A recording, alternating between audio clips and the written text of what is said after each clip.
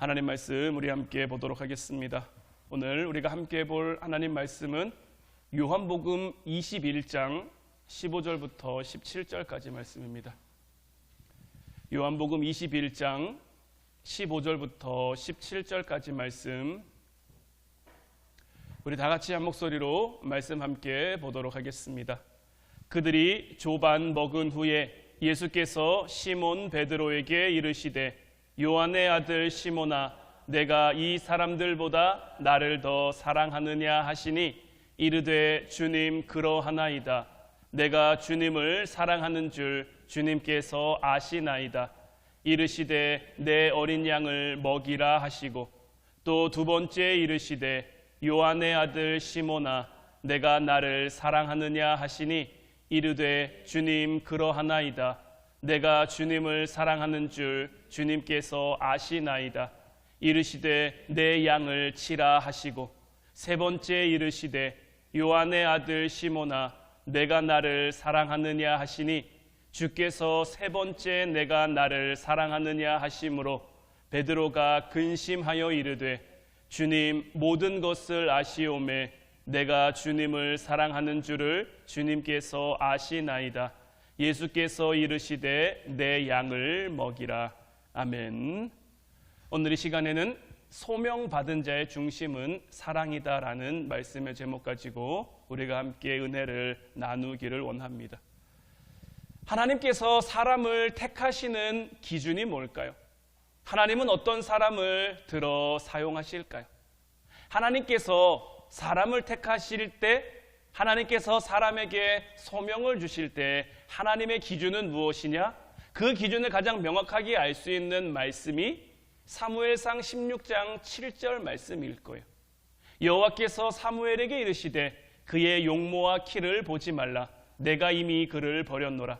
내가 보는 것은 사람과 같지 아니하니 사람은 외모를 보거니와 나 여호와는 중심을 보느니라 하시더라. 하나님께서 다윗을 택하실 때 그 택함의 기준에 대해서 사무엘에게 주신 말씀이죠. 소명을 받은 자의 사역, 소명을 받은 자의 역할은요, 각각의 시대 속에서 다 달랐습니다. 다윗에게 맡겨진 소명, 사무엘에게 맡겨진 소명, 아브라함이나 모세나 예수님에게 제자들에게 맡겨진 그 사명들이 다 달랐죠. 하지만 그 중심은 언제나 한결같았음을 우리는 볼 수 있어야 돼요. 그리고 모든 사명자들, 모든 소명자들의 타락은 어디에서부터 시작됐느냐? 그 중심이 틀어졌을 때부터 시작된 거예요. 소명을 받은 사람의 그 마음의 중심에는 언제나 주님을 사랑하는 마음이 있어야 하는 거예요. 사랑하기 때문에 믿는 거고요. 사랑하는 게 때문에 의지하는 거고요. 사랑하기 때문에 따르는 거예요. 하나님이 우리를 대하시는 그 모습과 자세도 마찬가지죠. 하나님이 왜 우리를 자녀 삼아 주셨습니까? 하나님이 왜 우리를 위해 예수님을 이 땅에 보내주셨습니까? 왜 죽을 수밖에 없는, 그냥 죽도록 내버려도 상관없는 우리들인데 왜 이런 우리를 하나님이 구원하셨습니까? 하나님께서 우리에게 이 모든 은혜를 베푸신 것도 우리를 사랑하시기 때문인 것이고, 마찬가지로 반대로 우리가 하나님을 위해서 뭔가 하는 것도, 하나님의 말씀을 따르는 것도, 하나님을 의지하고 하나님을 붙잡는 것도 다 어디에서부터 시작되어야 됩니까? 하나님을 사랑하는 마음에서부터 시작될 수 있어야 되는 거예요. 사랑하기 때문에 믿는데 이 믿음에 실패한 사람이 누굽니까? 우리가 지난주에 살펴봤던 여로보암이죠. 여로보암. 하나님께서 그에게 은혜를 베풀어 주셨잖아요. 솔로몬의 타락으로 말미암아 이스라엘을 둘로 찢으실 작정을 하셨죠. 그리고 10지파를 이 여로보암에게 주셨단 말이에요. 여로보암에게 주시면서 이 여로보암에게 약속하신 말씀이 무엇입니까? 네가 내 율례와 말씀을 따르고 지키면 내가 너의 왕조를 굳게 하겠다. 내가 이스라엘을 지켜주겠다. 그런데 이 이스라엘의 특성상 북이스라엘은 뭐가 없었습니까? 성전이 없었죠. 성전이. 1년에 3번 절기를 지낼 때마다, 그 외에도 제사를 지낼 때마다 북이스라엘 사람들이 남유다 예루살렘에 있는 성전을 가야 되는데, 그러니까 여로보암의 마음이 불안한 거죠. 이 사람들이 예루살렘에 갔다가 남유다에게 마음을 뺏겨버리면 어떡하지? 지금은 내 나라 내 백성들인데 그들이 마음을 돌이켜서 남유다의 백성이 되면 어떡하지? 하나님이 주신 말씀을 잃어버린 거예요. 왜 잃어버렸을까요? 하나님을 사랑하는 그 마음이 다른 것들로 인해 가리워진 겁니다. 내가 정말 하나님을 사랑하는 줄 알았는데, 내가 정말 하나님을 의지하는 줄 알았는데, 세상적 조건, 어떤 세상적 스펙, 세상적 환경에 그 마음이 잠시 가려져 있어서 내가 잘 알지 못했던 거죠.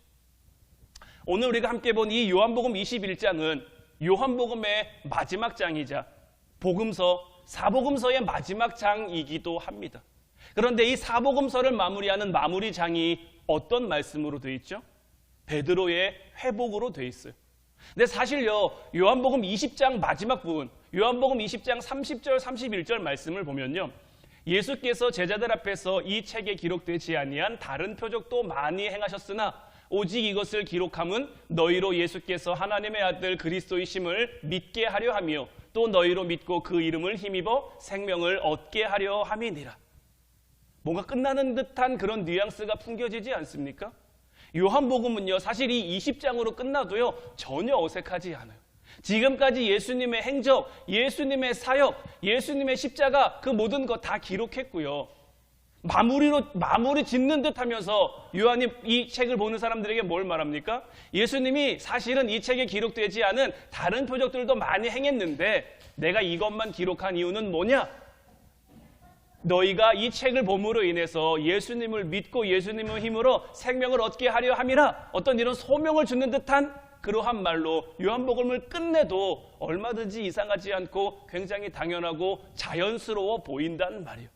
그런데 굳이 20장으로 이렇게 마무리 지어놓고 21장을 덧붙이는데 그 21장에 나오는 내용이 베드로의 회복이란 말이에요. 요한이 왜 이 21장을 기록했느냐? 베드로의 회복을 통해서 우리에게 알려주어야 할 중요한 메시지가 있기 때문인 거죠. 자, 여러분들, 복음서는 어떤 책입니까? 예수님께서 이 땅에 오신 그 이유와 예수님의 사역에 대해서 기록한 책들이죠. 그리고 그 사역은 이제 예수님에게서 누구로 이어져야 됩니까? 예수님에게서 예수님의 제자들로 이어져야 하는 거죠. 이제 요한은요, 베드로를 필두로 교회 시대가 시작되어 예수님이 맡겨주신 그 사명과 소명과 그 사역들이 이어져야 된다는 것을 누구보다 잘 알고 있었던 거예요. 그래서 요한복음 20장으로 얼마든지 요한복음을 끝낼 수도 있지만 21장을 통해 그 사명을, 그 소명을 이어가는 자들에게 주고자 하는 중요한 메시지를 담고 있는 거예요. 오늘 본문 15절부터 17절까지 말씀을 다시 보면요, 그들이 조반 먹은 후에 예수께서 시몬 베드로에게 이르시되 요한의 아들 시몬아, 내가 이 사람들보다 나를 더 사랑하느냐 하시니 이르되 주님 그러하나이다. 내가 주님을 사랑하는 줄 주님께서 아시나이다. 이르시되 내 어린 양을 먹이라 하시고 또 두 번째 이르시되 요한의 아들 시몬아, 내가 나를 사랑하느냐 하시니 이르되 주님 그러하나이다. 내가 주님을 사랑하는 줄 주님께서 아시나이다. 이르시되 내 양을 치라 하시고 세 번째 이르시되 요한의 아들 시몬아, 내가 나를 사랑하느냐 하시니 주께서 세 번째 내가 나를 사랑하느냐 하심으로 베드로가 근심하여 이르되 주님 모든 것을 아시오매 내가 주님을 사랑하는 줄을 주님께서 아시나이다. 예수께서 이르시되 내 양을 먹이라. 예수님께서는 베드로에게 찾아와 주셔서 세 번에 걸쳐 묻죠. 세 번에 걸쳐 묻는 내용이 무엇입니까? 네가 나를 사랑하느냐라고 묻는 거예요. 그리고 이 물음이요, 이 질문이요, 아무것도 아닌 것 같은데, 그저 확인하는 것 같은데 베드로를 회복시키는 말씀이 됐어요. 그리고 다시금 회복한 베드로에게 내 양을 치라, 내 양을 먹이라 이렇게 말씀하시며 소명까지 주셨죠. 사실 이 요한복음 21장은요, 이 베드로가 회복되고 베드로가 다시 소명을 회복하기 그 전의 상황에 대해서 굉장히 자세하게 기록하고 있는데요, 요한복음 21장 3절 말씀 보면 시몬 베드로가 나는 물고기 잡으러 가노라 하니 그들이 우리도 함께 가겠다 하고 나가서 배에 올랐으나 그날 밤에 아무것도 잡지 못하였더니, 뭔가 그림이 하나 그려지지 않습니까? 예수님께서 베드로를 처음 만나셨을 때의 장면이 딱 이렇게 떠오르며 그 장면이 겹쳐지죠. 사실 이 요한복음 21장은요 예수님이 부활하신 걸 제자들이 몰랐을 때의 상황이 아닙니다. 예수님이 죽고 난 다음의 상황이 아니라 예수님이 십자가에 달려 돌아가셨다가 살아나셨고요. 제자들이 몇 차례 예수님을 만났어요. 예수님이 부활하신 거 알았어요. 그러고 났는데 베드로가 지금 뭘 말합니까? 나는 물고기 잡으러 갈 거야. 그러니까 다른 제자들도 예수님과 함께 가겠다라고 한 거죠. 왜 베드로는 물고기를 잡으러 가겠다고 했을까요?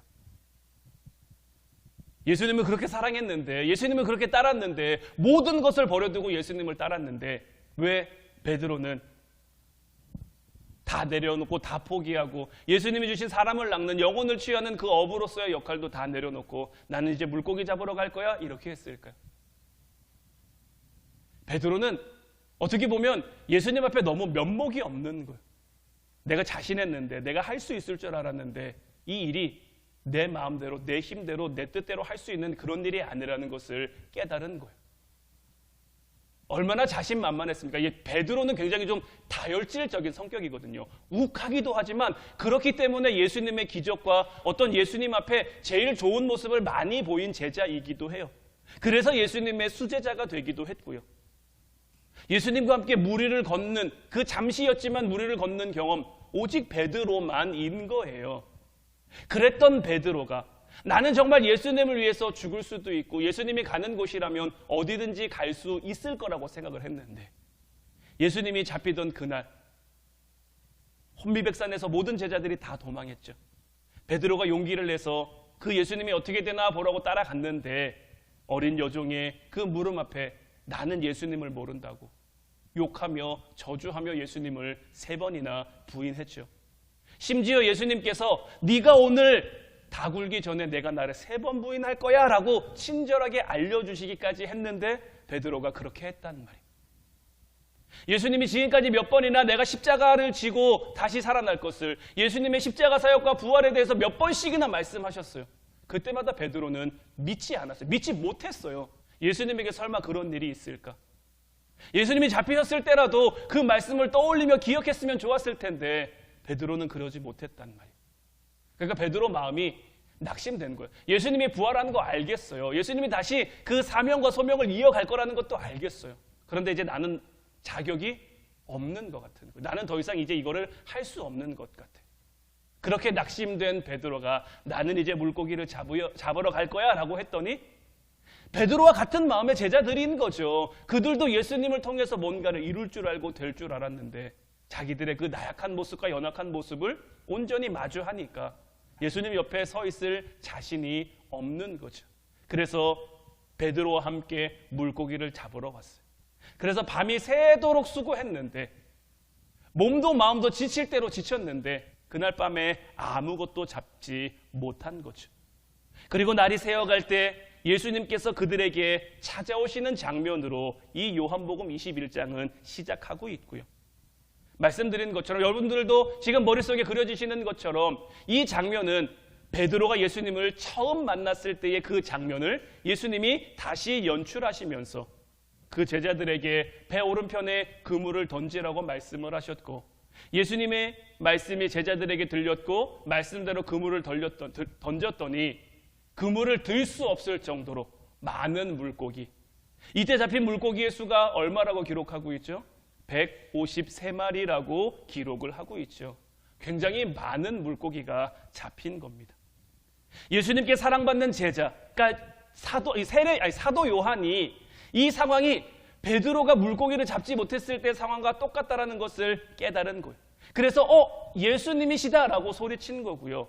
예수님이라고 소리치자마자 베드로는요, 지금 내가 여기 왜 왔는지도 잊어버리는 거예요. 그 급한 성격에 그냥 겉옷도 벗어 던지고 그냥 물로 뛰어들어서, 이 배가 있던 곳이요 뭇과 굉장히 좀 가까운 데 있었던 곳은 아니에요. 꽤 거리가 있는 곳이었는데 그럼에도 불구하고 베드로는 그런 게 중요하지 않은 거예요. 그냥 예수님이라는 말에 그냥 먼저 몸이 반응해서 움직인 거죠. 그렇게 육지에 와봤더니 어떻게 되어 있습니까? 요한복음 21장 9절 말씀을 보면 육지에 올라보니 숯불이 있는데 그 위에 생선이 놓였고 떡도 있더라. 자, 육지에 올라보니 숯불이 있는 거예요. 이 숯불은 뭘 의미할까요? 예수님이 잡히시던 날 밤에 대제사장 뜰에 베드로가 어디 옆에 서 있었죠? 불 옆에 서 있었단 말이에요. 이 단어가요, 이 숯불이라는 단어가요, 그 대제사장 뜰에 있던 불과 같은 단어를 사용하고 있어요. 그러니까 이 사도 요한은요, 노골적으로 지금 그 장면을 지금 오마주해서 우리들에게 보여주고 있는 거예요. 그러니까 사도 요한은 지금 베드로가 다시 소명을 받기 전 맨 처음 베드로의 그 부르심의 그 시작과 제사장 뜰에서 베드로의 마지막 배신까지 지금 모든 것을 이 장면 안에 담아놓고 있는 거예요. 그러니까 이것은 베드로가 처음 부르심을 받고 내가 주님과 같이 살아온 그 삶의 전부를 내포하고 있는 거예요.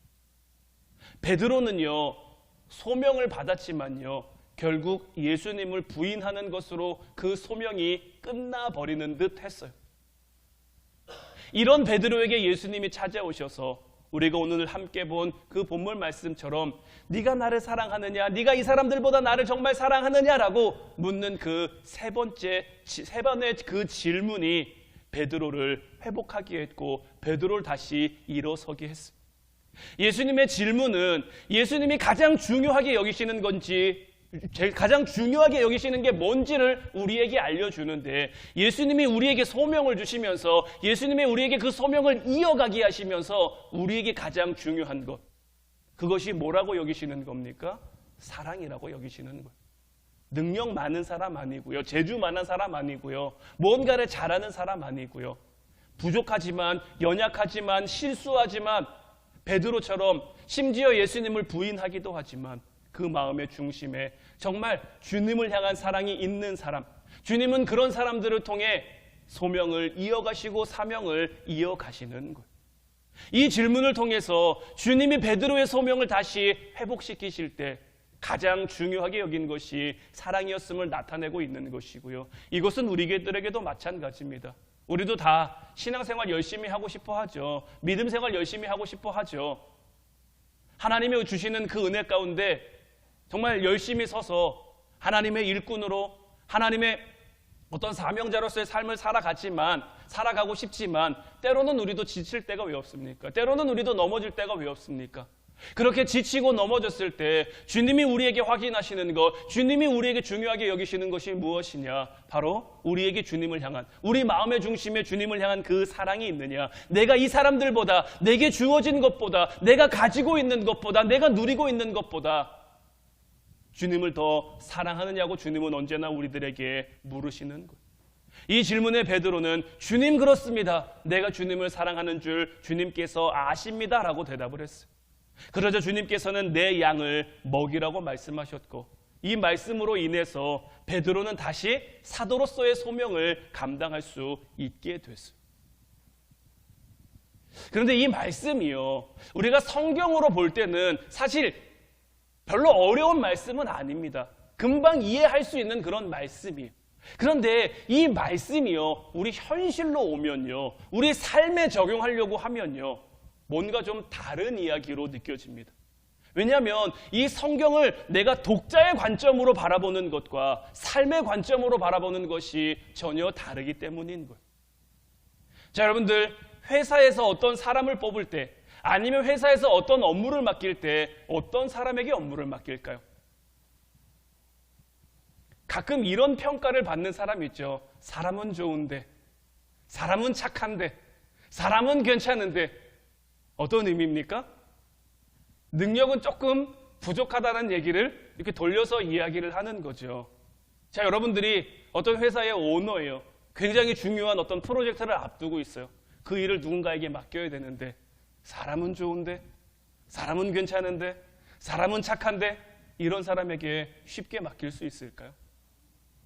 그 일을 잘할 만한 사람, 그 일을 잘 감당할 만한 사람, 그런 사람들에게 맡기지 않겠습니까?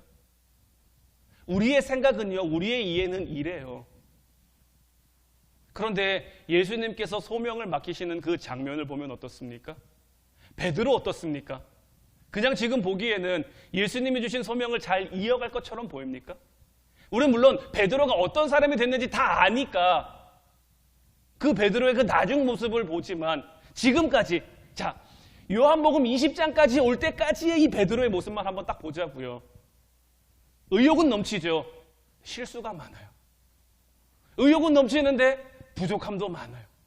이런 사람에게 예수님이 맡기셔야 되는 그 일이 얼마나 중요한 일입니까? 영혼을 살려야 되는 일인데요. 영혼을 구원해야 되는 일인데요. 얼마나 중요한 일입니까? 이런 일을 흠 많고 실수 많고 부족함 많은 그런 베드로에게 맡긴다? 주님을 사랑하니까 맡긴다? 이건 좀 쉽게 이해가 되지 않는, 그러니까 머리로는 알겠어요. 그냥 성경에 나와 있는 이야기로는 알겠는데요. 이게 정말 내 삶 가운데 내 삶의 문제로 들어옴에 있어서는 조금의 괴리감이 생겨버리는 거죠. 그런데 우리가 분명히 기억해야 될 것은 뭐냐면요, 하나님이 우리에게 맡겨주시는 일은요, 주님을 사랑하는 마음이 없으면 할 수 없는 그러한 일이에요. 왜 그러냐면요, 진정한 사랑이라고 하는 것은 모든 이해관계를 뛰어넘는 거예요. 이 사랑이라는 것은 인간의 모든 일들을요, 굉장히 상식적이면서도 상식적이지 않은 그 상식을 넘어서는 일로 만드는 거예요. 합리적인 것을 넘어서면서도 그것이 합리적인 것처럼 여기는 거예요. 여러분들의 자녀들 다 사랑하시죠? 아니면 누군가 사랑하는 사람들이 다 있으시죠? 그 사람들에게 합리적인 것만 하십니까? 상식적인 것만 하십니까? 아니란 말이에요. 우리는 사랑하는 사람을 위해서 때로는 상식을 벗어나는 일도, 합리적이지 않은 일도 그것이 당연한 거라고 여기면서 하는 거예요. 하나님이 우리에게 하신 일은 상식적인 일입니까? 하나님이 우리에게 주신 은혜와 사랑은 합리적인 사랑입니까? 우리가 그것을 받을 만합니까? 우리가 그것을 받을 만한 자격이나 조건이 됩니까? 전혀 아니죠. 전혀 아니지만 사랑 하나로 우리에게 그 모든 것을 다 주신 것. 하나님이 우리에게 맡겨주시는 일은요, 어떤 합리적인 거, 어떤 효율적인 거, 이런 것만 따지면 감당할 수 있는 부분이 아닌 거예요. 왜냐면요, 우리는 시야가 좁아요. 멀리 봐야 된다라고 이야기는 하지만 멀리 잘 못 봅니다. 당장에 눈앞에 있는 것에 쉽게 좌지우지 되는 것이 우리 인간들의 모습인데, 하나님의 역사하심은 우리의 안목과 우리의 실력을 훨씬 넘어서는 거예요. 그래서 바로는 알아볼 수 없지만, 당장은 알아볼 수 없지만 끝내 하나님의 일이 완성되고 하나님의 일이 이루어졌을 때, 이게 하나님이 하시는 거구나, 하나님이 이렇게 하셨구나, 우리로 하여금 깨닫게 하시는 거죠. 우리가 하나님이 맡기신 일을 하다 보면요, 우리의 신앙과 현실이 충돌 안 할래야 충돌 안 할 수가 없어요. 우리가 지난주에도 말씀 나눴습니다마는 여로보암이 왜 무너졌습니까? 여로보암도요, 신앙과 현실 사이에 그 괴리감에 무너진 거예요. 하나님이 주신 말씀이 있는데 그 말씀만 믿기에 보이는 현실이 너무나 크고 두려운 거죠. 현실이 너무나 불안한 거예요. 그 현실의 불안함이 멀리 보지 못하는 거죠. 크게 보지 못하는 거죠. 그러니까 당장에 현실을 어떻게든 해결해 보고자 자기의 안목, 자기의 생각대로 베델과 단에 금송아지 둘을 만드는 거고요. 레위 자손이 아닌 사람들로 하여금 제사장을 세워 제사장 직분을 감당하게 하는 거예요. 우리가 하나님의 일을 감당하려면요, 하나님의 소명자로 우리의 삶을 살아가려면요, 때로는 지금 당장 내 눈에 보이지 않아도요, 때로는 비논리적이에요. 합리적이지 않아요. 효율적이지 않아요. 하지만 하나님이 말씀하셨기에 믿음 가지고, 서두에 말씀드린 것처럼 왜 믿습니까? 하나님을 사랑하니까 믿는 거예요. 나를 사랑하시는 그 하나님을 나도 사랑하니까 우리의 사랑이 그 믿음을 이루어가는 거죠. 그런데 이 사랑을 이루어감에 있어서 가장 방해되는 것이 뭐냐면 나 자신의 안목과 어떤 나의 생각인 거예요. 이 긴장관계가 우리에게 주어지면 소명을 감당할 수가 없는 거예요. 우리의 생각과 우리의 이해로 하나님을 어떻게 다 이해합니까? 어떻게 하나님을 다 담습니까? 그냥 우리의 삶에 당장 주어진 것. 그러니까 이런 것들이 우리를 불안하게 하고 두렵게 하니까 하나님이 주신 약속이 있어도, 하나님이 주신 말씀이 있어도 그것을 믿지 못하고 따르게 하는 거죠. 그러니까 이 모든 것을 넘기 위해서는 하나님이 주신 사랑으로 우리가 덧입혀져 있어야 되는 거예요. 세상 모든 사람들은요, 다 자기중심적인 삶을 살아갑니다.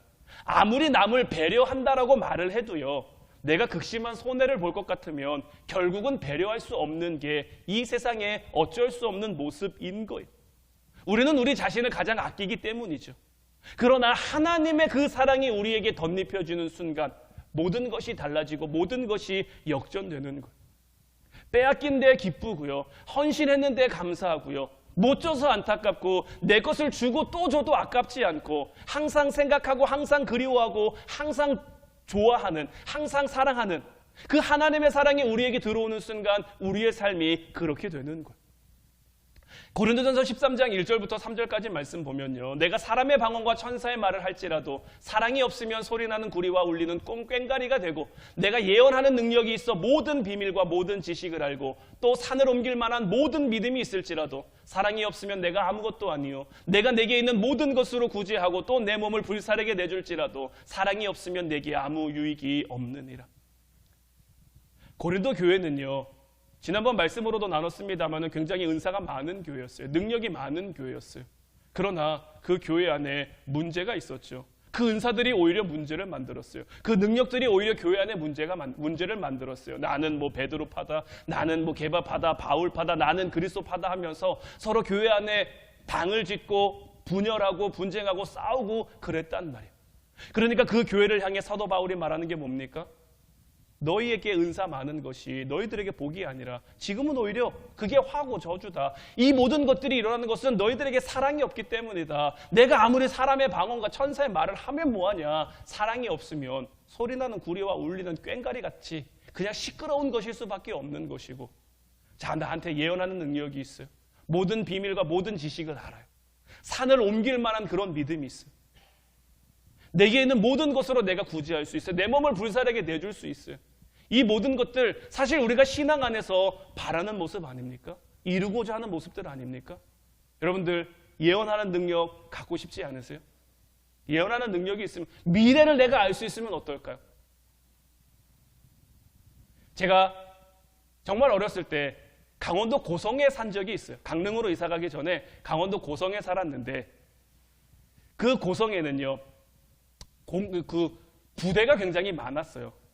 저희 이제 아버지가 목회하던 그 교회에 그 군 간부 사모님들이 이렇게 많이 출석을 했는데, 그때 교회에 출석하던 그 좀 계급이 높은 사모님 중에 하나가 저희 어머니한테 뭘 얘기하셨냐면, 지금 돈이 있으면 영종도 땅을 좀 사라고. 그때가 1982년, 83년 그때였던 것 같아요.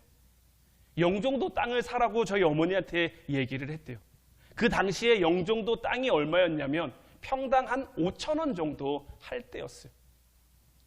이 땅을 그냥 돈 되는 대로 사놔라. 한 10년만 지나면 이 땅이 어마어마하게 뜰 거다.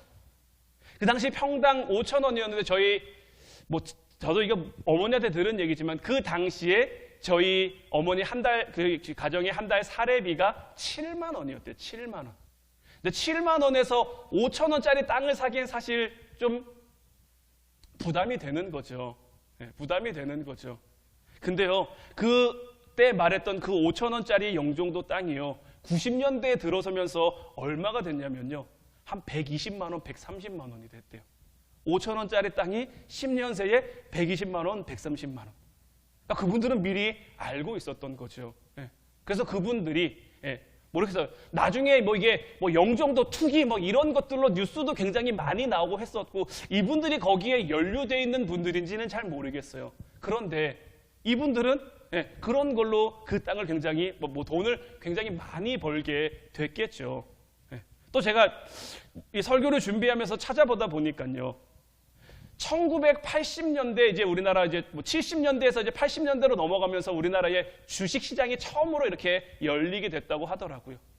삼성 주식이 처음부터 있었던 것은 아닌데 1980년대에 삼성 주식이 생기면서 지금 오늘에 이르기까지 얼만큼 상승했는지 아세요? 10,000%가 상승했대요. 10,000%. 여러분들 주식에서 10,000% 들어본 적 있으세요? 어마어마한 거죠. 근데 이런 거 있으면, 이런 거 알면 뭐합니까? 이런 거 알면 뭐합니까? 부러울 수도 있죠. 와, 나도 그때 했으면 얼마나 좋았을까라는 그런 아쉬움이 있을 수도 있지만, 내가 그렇게 해서 돈 많으면 뭐합니까? 잘 나가면 뭐합니까? 잘 되면 뭐합니까? 지금 사도 바울이 얘기한 것처럼 내가 예언하는 능력이 있고 모든 비밀과 모든 지식을 알면 뭐합니까? 산을 옮길 만한 믿음이 있으면 뭐합니까? 사도 바울이 결국 이야기하는 건 뭡니까? 사랑이 없으면 아무것도 아니라는 거예요. 사랑이 없으면 내게 아무런 유익이 없다라는 거예요. 사도 바울은 이 고린도전서 13장, 우리가 흔히 사랑장이라고 부르는데 이 말씀을 통해서 가장 큰 은사가 사랑임을 알려주는 것. 사랑만이요 모든 것을 참으며 모든 것을 믿으며 모든 것을 바라며 모든 것을 견딘다고 이야기하고 있다는 거예요. 믿음, 소망, 사랑, 이 세 가지는 항상 있을 것인데 그 중에 제일은 뭐죠? 사랑인 거예요. 그래서 주님께서는요, 소명을 잃고 낙심하며 축 처져버린, 지쳐버린 베드로에게 찾아와서 너에게 믿음이 있느냐 물어보신 게 아니에요. 너에게 소망이 있느냐, 너에게 꿈이 있느냐, 너에게 비전이 있느냐, 이거 물어보시는 거 아니고요. 너에게 사랑이 있느냐, 이걸 물어보시는 거예요. 사랑이 있으면요, 그 위에 하나님이 부어주실 수 있는 거예요. 그 사랑이 있으면요, 그 위에 하나님이 덧입혀 주실 수 있는 거예요. 예언할 만한 능력 누가 주시는 걸까요? 모든 비밀과 모든 지식을 알 수 있는 능력 누가 주시는 걸까요? 산을 옮길 만한 모든 믿음 누가 주시는 걸까요? 하나님이 주시고자 하면요, 지금 이 순간에도 얼마든지 우리에게 주실 수 있어요. 그런데 하나님은 뭘 보시는 분이라고요? 중심을 보시는 분이라고요. 사람은 외모를 봅니다. 사람은 능력을 봅니다. 사람은 스펙을 따집니다. 사람은 조건을 봐요. 하지만 우리 하나님은 그런 분이 아니세요. 그저 하나님을 사랑하는 자에게 하나님의 능력 주셔서, 하나님 은혜 주셔서, 하나님 축복 주셔서 그 시대에 맡겨진 그 사명을 이어갈 수 있도록, 나를 통해 완성되는 것이 아니라 나를 통해서 완성되는 부분도 있겠지만 나를 통해 이어져 갈 수 있도록, 아브라함으로부터 시작된 그 이스라엘의 민족이 오늘날까지 이어지고 그 믿음이 오늘날 저와 여러분들까지 이어진 것처럼 우리로 하여금 하나님을 사랑하는 마음만 있다면 때로는 우리도 지칠 수 있죠. 때로는 우리도 넘어질 수 있죠. 때로는 우리도 낙심할 수 있죠. 하지만 그런 우리에게 찾아오셔서 그 사랑 위에 능력 주시고 그 사랑 위에 힘 주시고 그 사랑 위에 위로를 더하셔서 다시금 일어서 다시 회복될 수 있게 우리를 만들어 가시는 거죠. 따라서 이제 우리가 주님 앞에 소명자로 살아가기를 원한다면 내 마음의 중심에 정말 주님을 향한 사랑이 있는지, 다른 거는 확인할 게 없는 거예요. 다른 거는 확인 안 하셔도 돼요. 정말 내 마음의 중심에 주님을 향한, 내 만족을 위한 사랑 아니고요, 내 이익과 내 유익을 위한 사랑 아니고요, 정말 하나님을 사랑하는 그 마음이 내게 있는지 그것만 확인하면 되는 거예요. 그것만 놓치지 않으면 되는 거예요. 그러면 우리의 중심을 보시는 그 하나님께서 저와 여러분들을 통해 이 시대 가운데 우리에게 맡겨진 삶의 자리 가운데 하나님의 뜻을 이루며 하나님의 나라를 세워가실 줄로 믿습니다. 이제 우리 같이 찬양하고 기도하길 원하는데, 오늘 이 시간에는 주만 의지해라는 찬양 함께 고백했으면 좋겠어요. 제가 굉장히 좋아하는 찬양인데 이 찬양의 후렴 가사를 보면 이런 가사가 있어요. 주어진 내 삶이 작게만 보여도 선하신 주님이 나를 이끄심을 보내. 중심을 보시는 그 주님만 따르네. 날 택하신, 나의 중심을 보시고 날 택하신 그 주님만 의지하면 때로는 보이는 상황에 내가 무너질지라도 예수님의 능력이 나를 붙드셔서 보이지는 않지만, 때로는 깨달아지지 않지만 그 주님께서 나를 이끄셔서 내가 평생 주님을 노래하며 살아가도록, 주님을 고백하며 살아가도록, 주님을 전하며 살아가도록 우리의 삶을 이끌어 가실 줄로 믿어요. 우리 함께 찬양하고 오늘 밤도 뜨겁게 간절히 내가 얼마나 주님을 사랑하는지를 고백하는 시간이 될 수 있기를 바랍니다.